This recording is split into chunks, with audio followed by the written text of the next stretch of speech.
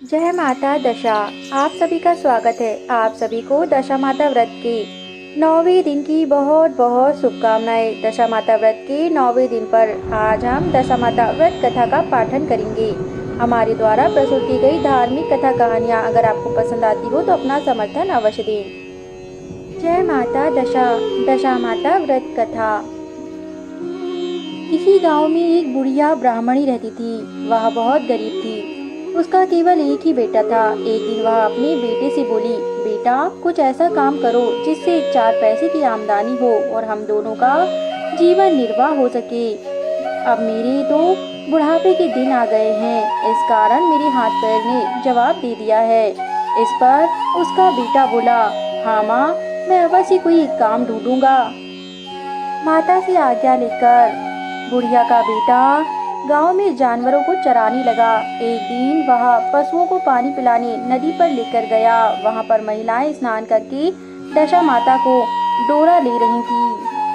महिलाओं ने जैसे ही दशा माता का डोरा लिया, उनके पास एक डोरा बच गया।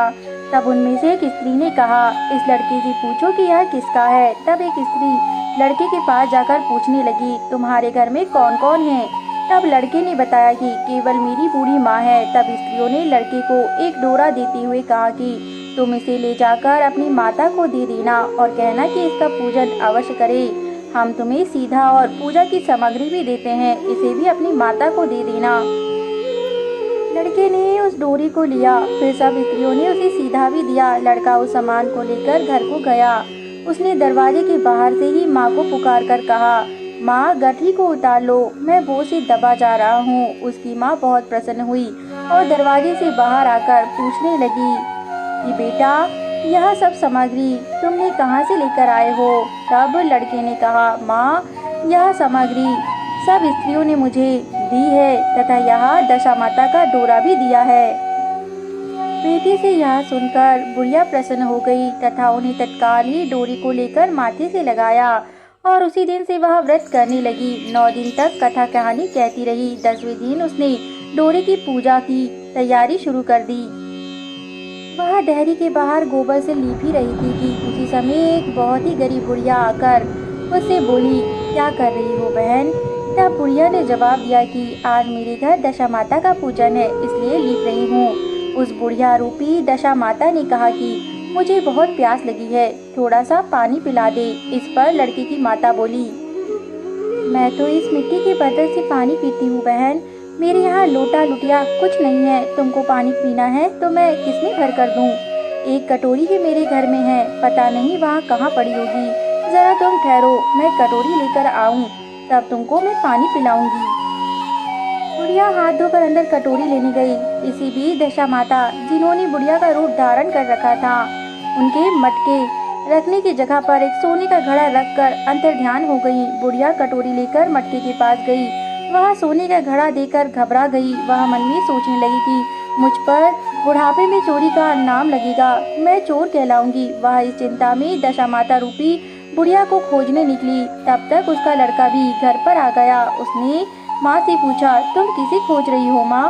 उसने बताया, अभी क्षीण अवस्था वाली बुढ़िया आई थी और यहाँ सोने का घड़ा रखकर ना जाने कहाँ चली गई।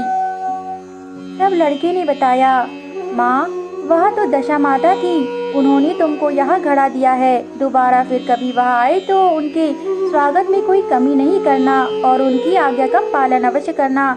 जब तुम नदी पर नहाने जाओ तो तुम्हें नदी घाट पर जो भी चीज मिले उसको दशा माता का दिया हुआ प्रसाद समझकर ले आना। किसी से यह पूछताछ मत करना कि यह चीज किसकी है, यह कहाँ से आई है। मैंने अपनी बेटे की बात मान ली। बुढ़िया नदी में नहाकर बाहर निकली तो उसे सोने का घड़ा दिखाई दिया। उसके पास से अच्छे वस्त्र रखे थे। बुढ़िया ने कपड़ों को पहन लिया और घड़े को हाथ में लेकर चलने की तैयारी की। तभी 4 कहार एक डोली लेकर उसके पास आए। कहारों ने उसे डोली में बैठने को कह दिया। बुढ़िया जब घर पहुंची तो उसने देखा कि वहाँ तो एक आलीशान महल खड़ा है। बुढ़िया महल के अंदर चली गई। वहाँ उसने श्रद्धा पूर्वक भक्ति भाव से दशा माता की डोरी का पूजन किया और हाथ जोड़कर वरदान मांगा कि जिस प्रकार तुमने मुझे संपत्ति दी है उसी प्रकार मेरे घर में एक सुशील बहू आ जाए, तभी यह सब शोभा देगा।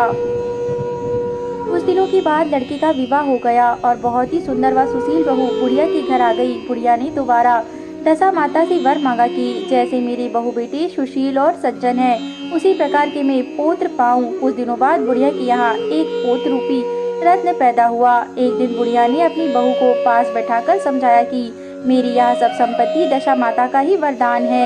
उन्हीं की कृपा से तुम इस घर में आई हो।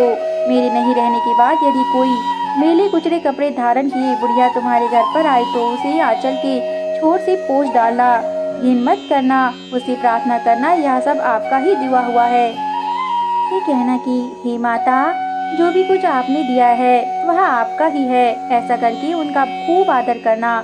जब भी दशा माता का डोरा लेना हो तब उनको तुम अवश्य लेना और श्रद्धा पूर्वक उसका पूजन करना। जब भी तुम्हारे ऊपर संकट के बादल घिर जाएंगे तो सुहागिनियों को न्योता अवश्य देना। दशा माता की कृपा से तुम्हारी सब इच्छाएं पूरी होगी। के बाद बुढ़िया का स्वर्गवास हो गया। दशा माता ने सोचा कि बुढ़िया के घर चलकर देखना चाहिए कि उसकी बहू सास के वचनों का पालन करती है या नहीं। एक दिन दशा माता ने वृद्धा भिखारिन का वेश धारण करके उसके घर को चल दी। उसे देखते ही बड़ी बहू खड़ी हो गई और उनका खूब आदर सत्कार करने लगी। उनके पाँव छुए और बालक को उनकी गोद में डाल दिया और प्रार्थना की, हे माता, यह सब तो आपका ही दिया है।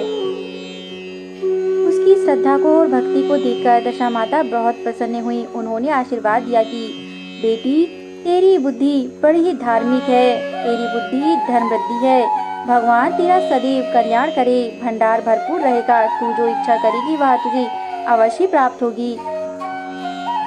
वो आशीर्वाद देकर माता अंतर्ध्यान हो गई। जय माता दशा। ही माता दशा, जिस प्रकार आपने बुढ़िया ब्राह्मणी को वरदान दिया, उसके यहाँ सुख संपत्ति को दिया, वैसे ही कथा सुनने वाले, कथा पढ़ने वालों पर भी अपनी सदैव कृपा बनाए रखें।